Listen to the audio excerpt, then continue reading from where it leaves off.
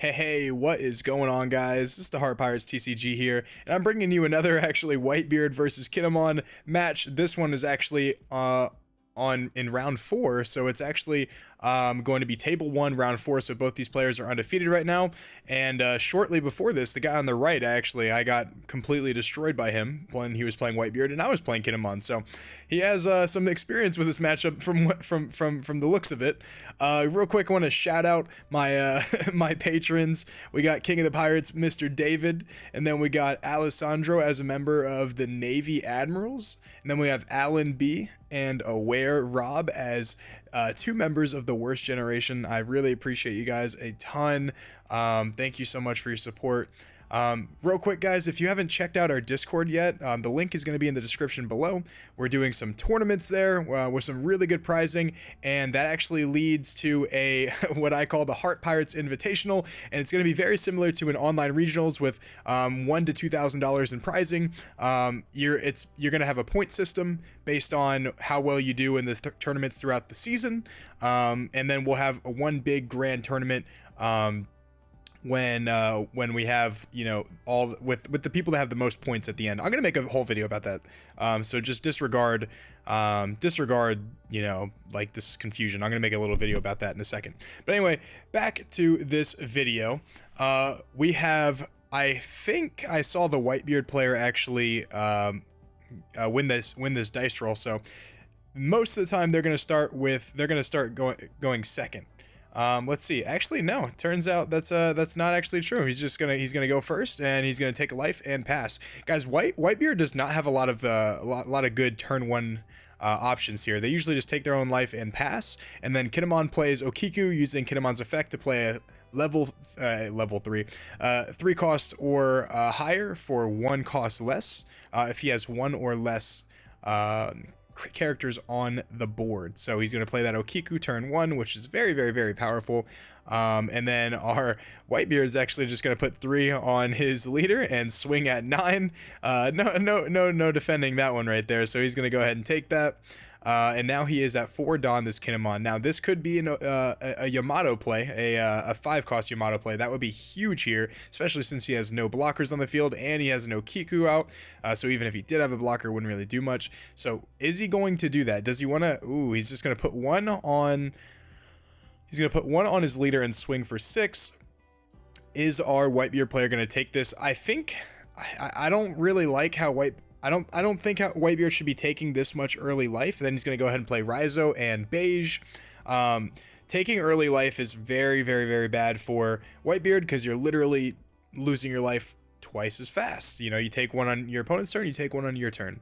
It's a very dangerous game. If you can counter out of it, I probably would. He's going to swing for 6.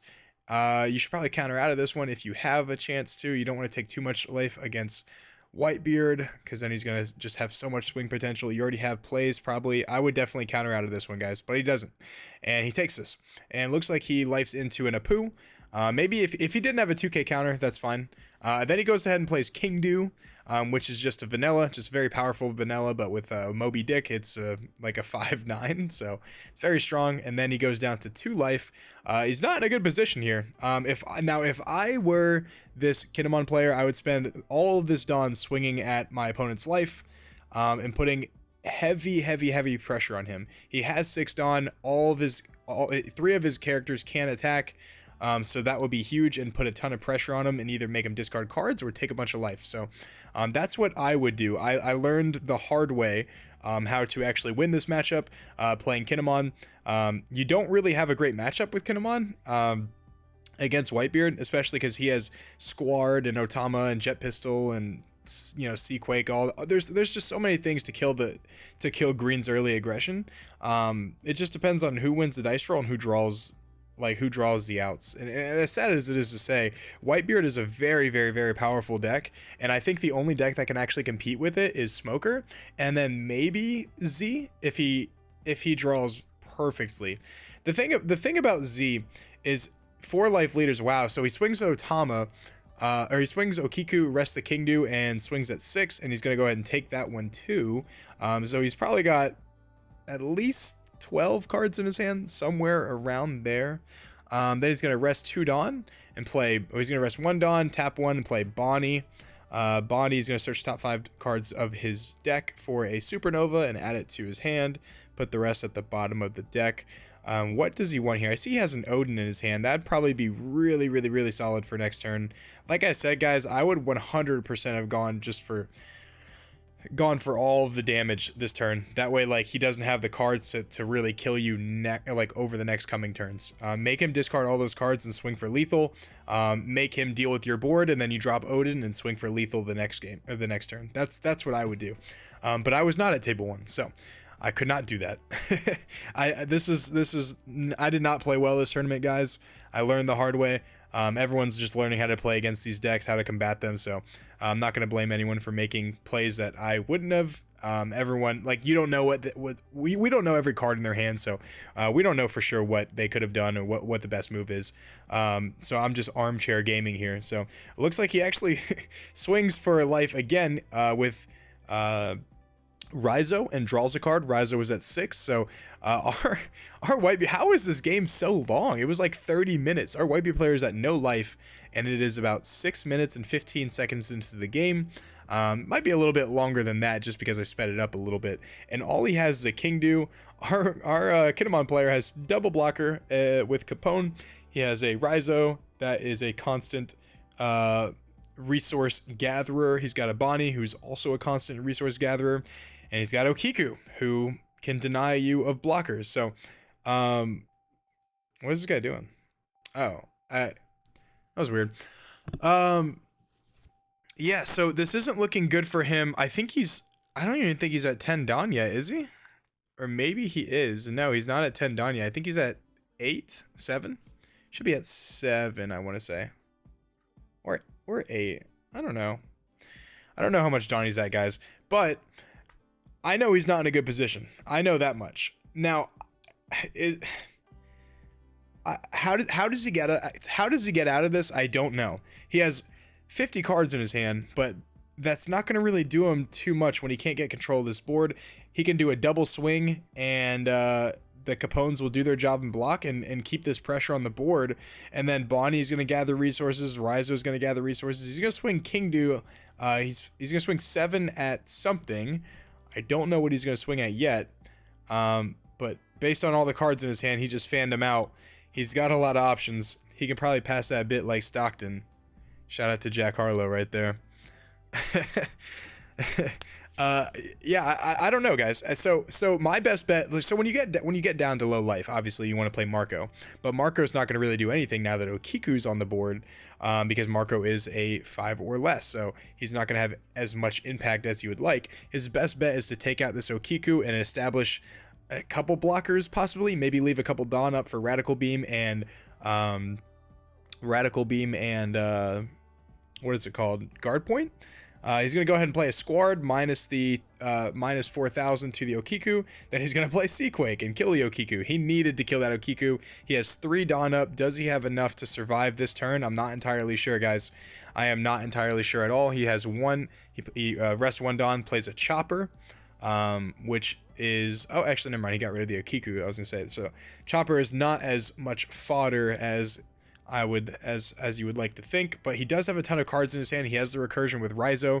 How is he going to end this game? Now, he has 2 Dawn up, which means he's representing either a Red Hawk, a Radical Beam, and a Guard Point, or maybe just one of each and just misplayed with his Dawn. Who knows? That's always the fun with Whitebeard. You don't know what he's playing. There's tons of options for him to play, and having 2 Dawn up is very scary. However, our guy here is at our Kinemon guy here is at 8 Dawn. It looks like 8 Dawn, and that's perfect for an Odin play. However,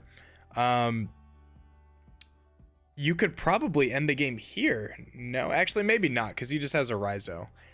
If he had the Okiku, he could have probably ended the game. But I would actually probably, I don't know, would you take this turn establishing the Odin, which is, it looks like that's what he's gonna do. He's going to establish the Odin here.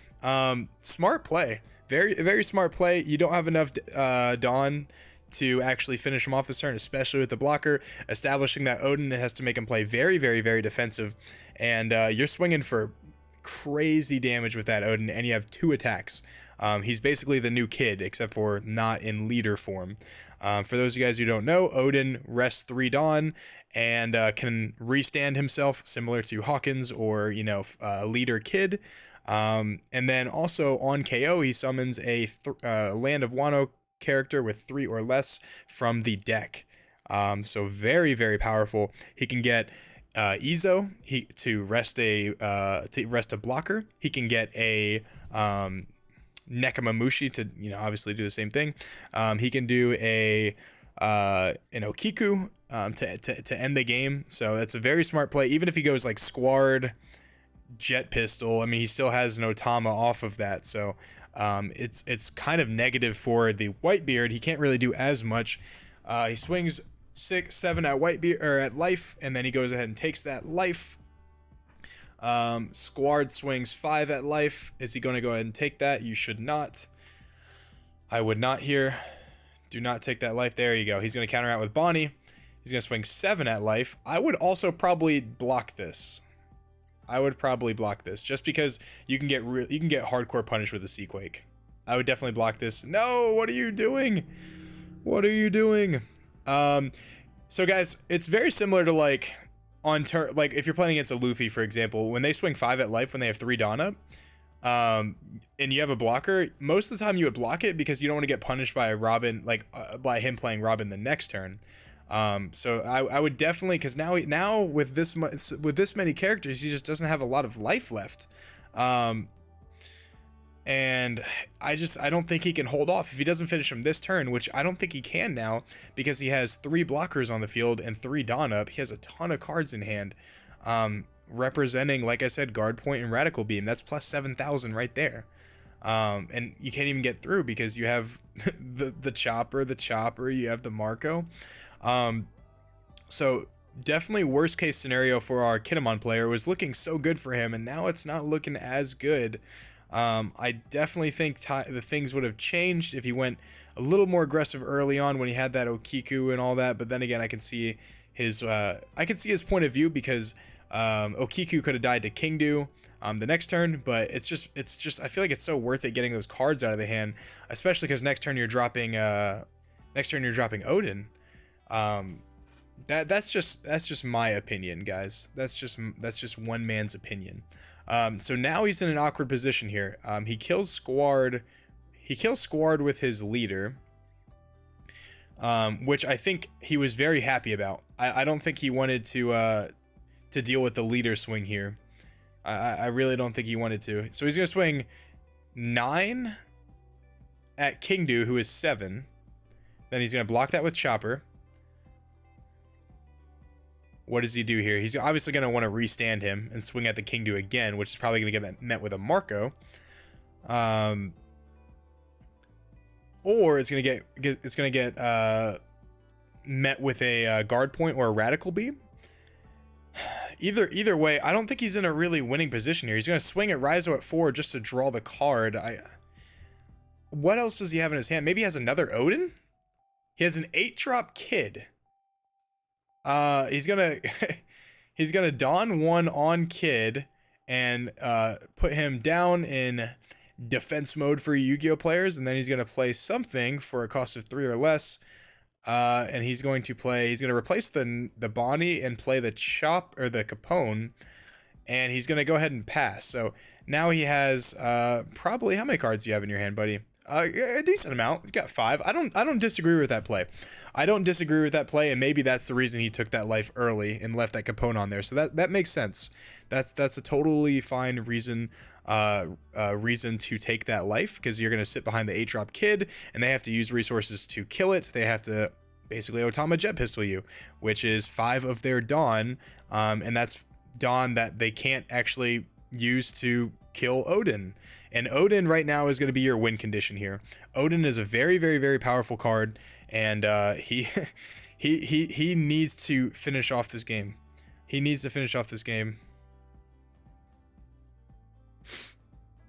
Now the trick is how. So he plays another Squard, I believe. Yeah, another Squard it looks like, and then he minuses 4,000. I believe obviously the the Kid here. So honestly, guys, like, so 8-drop Kid was a menace last format, especially against like Blue. Blue just got destroyed from Luke just got, or Luke, that's my brother. I just helped him move.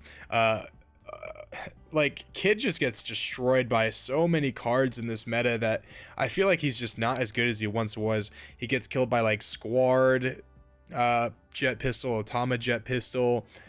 He gets killed by like, you know, Kuzan, you know, just anything black, right? Like, you know, once Kuzan's out, he's pretty much just toast, especially if you're playing Z. So he's just a very vulnerable card. Like, now you can't sit behind that 8-drop Kid anymore. You really have to think about when you're going to be, you really have to think about when you're going to drop him and if that's even going to help your game at that point.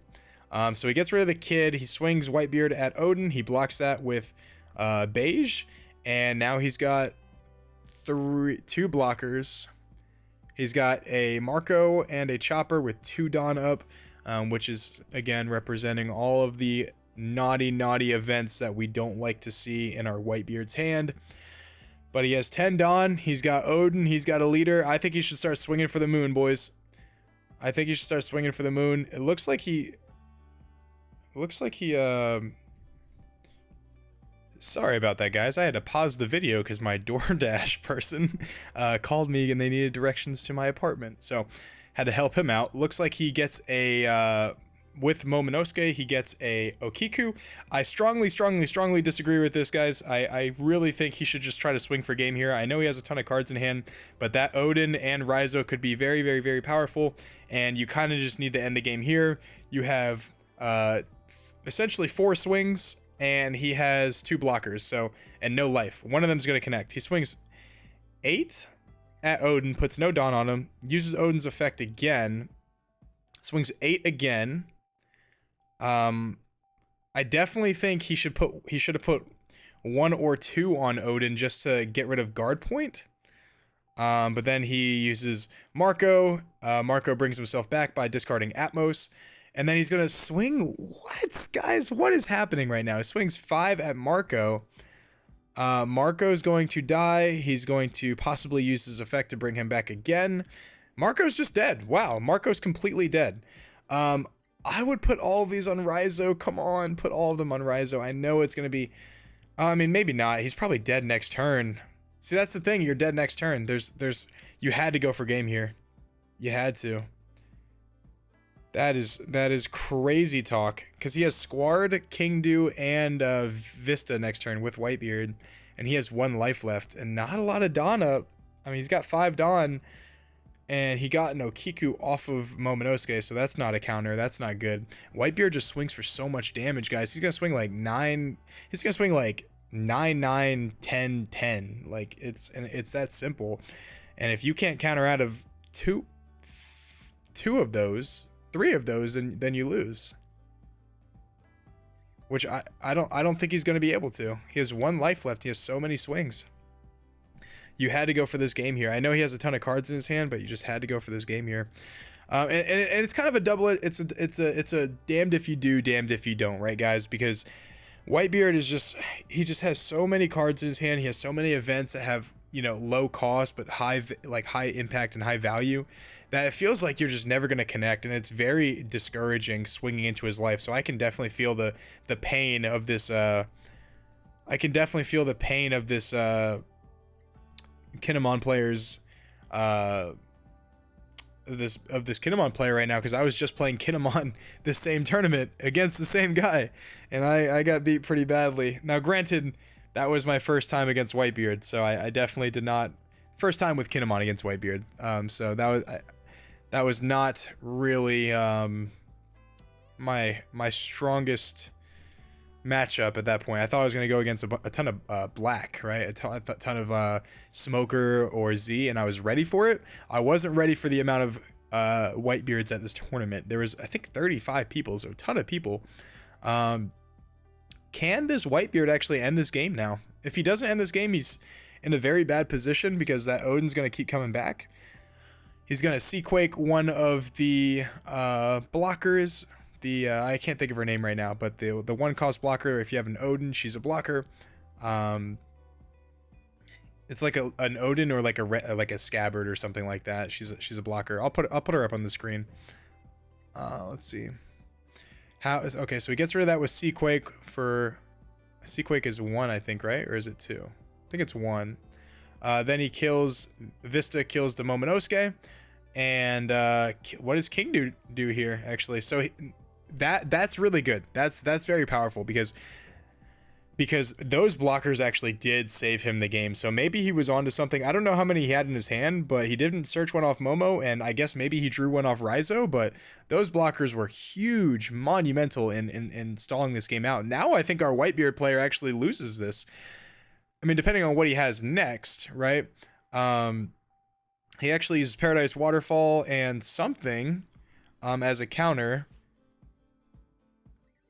And now he swings with Squard, and they block with that one card. I can't think of its name. And then he swings again with Kingdu and blocks with the beige and plays a Marco. And he's going to pass with 2 Dawn up, guys. All right. Can we do this? 3 swings, 0 life, 1 blocker. It's a race against the clock at this point. You don't kill him this turn, you definitely lose. You definitely lose. You only didn't lose last turn because you played like 20 blockers. Now, I don't think you have a lot of blockers left. You went through 3 Capones, you went through 2 of your Land of Wano blockers. I can't think of her name, guys. I'm so sorry right now. I'm gonna edit this later and feel stupid, but this is a very, very, very close game. Very, very, very close game. 10 Dawn. 10 Dawn. You have 3 swings. One of them has to connect for the game. Can you do this? Now let's do the math here. If he has a Radical Beam and a guard point, that's 7,000, which puts Whitebeard up to 13,000, which means double Odin swings for 13,000 would put you at let's see, 5, 8. So you can swing 13 twice, and then you can swing 7 with your leader, or you can swing 15 twice. I believe, right? Yeah, 15 twice. Does he do that? Yeah, he swings 15 twice. Obviously, he's going to block one of these with Marco. Does he have enough? Does he have enough, guys? This is it. This is it. Oh, wait, he has 4 Dawn up, so he's swinging 14. He's swinging 14, guys. And he's going to leave 1 for Kinemon. That's a good play, too. He's going to block that with Marco. He's going to swing for 14. He's going to play Radical Beam to put him up to 10. He's going to play another Radical Beam to put him up to 14. Then he's going to put a Kingdu down to put him at 15. He's going to swing 6. And then he's got the Josu. Oh my goodness. Wow, what a game, guys. Anyway, thanks for watching, guys. I'll see you on the next one, and peace.